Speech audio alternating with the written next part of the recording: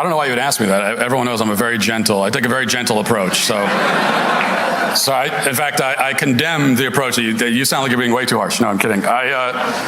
Hello, American patriots. So glad you guys are in today. Today's gonna be a different episode from usual. Why, you might ask? Well, I'm gonna be cringing a little bit because I'm gonna be reacting to a video of myself. I was at a Matt Walsh Q&A at Stanford University maybe about a year ago, and this video surfaced online, and the big boss upstairs told me that, not God, but my boss here told me that I have to react to myself because I don't know, I guess he wanted to punish me, I'm not sure. So we're gonna get right into that video, guys, but first, please make sure you like our video, comment, and subscribe to the Resist the Mainstream YouTube channel.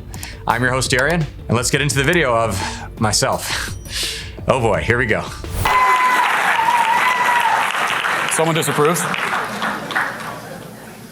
Hey Matt, longtime fan. Seriously, God bless you for the work you do. We appreciate it. Thank you. Anyways, for the question, I very much kind of like the, how do I put this, kind of the worldview you push about putting the truth above everything. I very much agree with that and have tried to practice that in my own life. My question is, sometimes when discussing these issues with people, especially a loved one or a close friend, what have you, I'll often notice people get really angry in the discussion when I mention, say, for example, Dylan Mulvaney, Real quick, these issues is the issues of transgenderism, that kind of thing, how you should address people with that condition, et cetera, et cetera. So that's the context for you guys. The man that the Biden administration has popped up, simply for calling him a man or a dude, anger. Oh, how could you say that? This is wrong.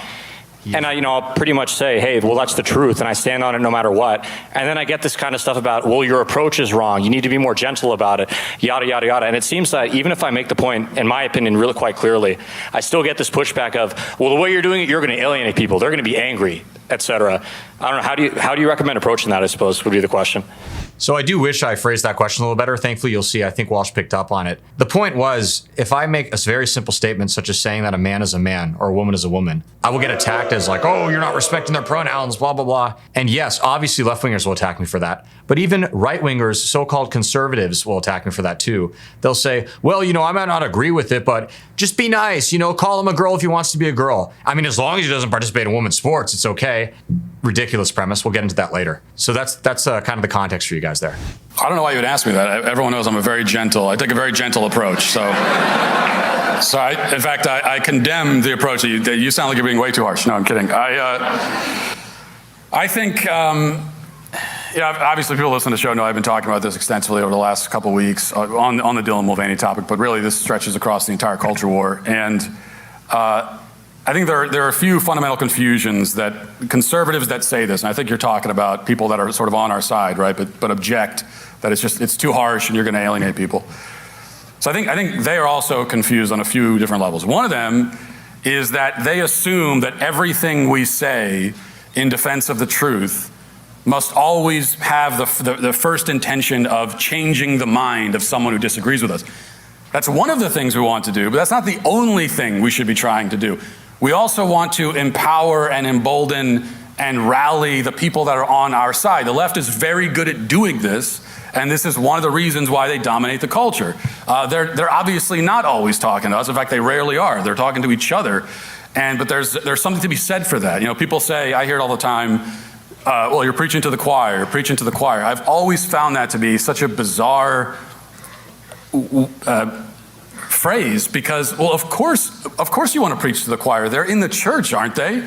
Love that point about, of course you want to preach in the choir because they're in the church. Look how much church attendance has declined in the United States. It's tragic. I mean, you had as recently as 40 or so years ago, more than half of Americans were probably attending church on a weekly basis. What's that number now? I'd have to look at the exact figure, but it's way less than half. It's exponentially dropped. And when you have so many churches, not Catholic churches, luckily, generally speaking, when you have so many churches who will now push this LGBT theory, queer theory, pride, all this other kind of very left-wing, I would argue religious in the most ungodly way, but religious propaganda. Is it a wonder that church attendance is declining? Think about that. Food for thought.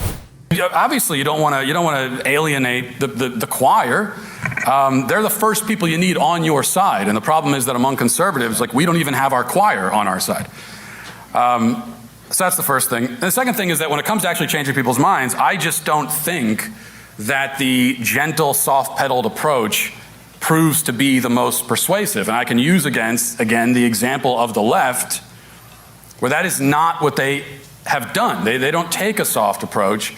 I think that many times your tone and the manner in which you communicate your arguments can be even more persuasive than the content of the argument itself. And so what kind of tone is most persuasive? I would say oftentimes it's an authoritative tone where you sound confident about what you're saying. One strategy the left uses, and it's proven to be very effective, is that anytime you say anything they disagree with, they treat it like it's the most horrific thing they've ever heard. Even if you're saying something really normal that almost everyone in the world would agree with, to them they treat it, it's not just wrong, it's insane the way that they treat it. And that ends up being persuasive to other people in the peanut gallery that are watching it. They'll go, well, okay, if he got that reaction, I guess I'm wrong about this. But then we turn around and we tend to lend more legitimacy to their arguments, even though what they're saying actually is insane. So that's what doesn't make any sense to me. So I just think that the whole objection is wrong. Yeah. Thank you.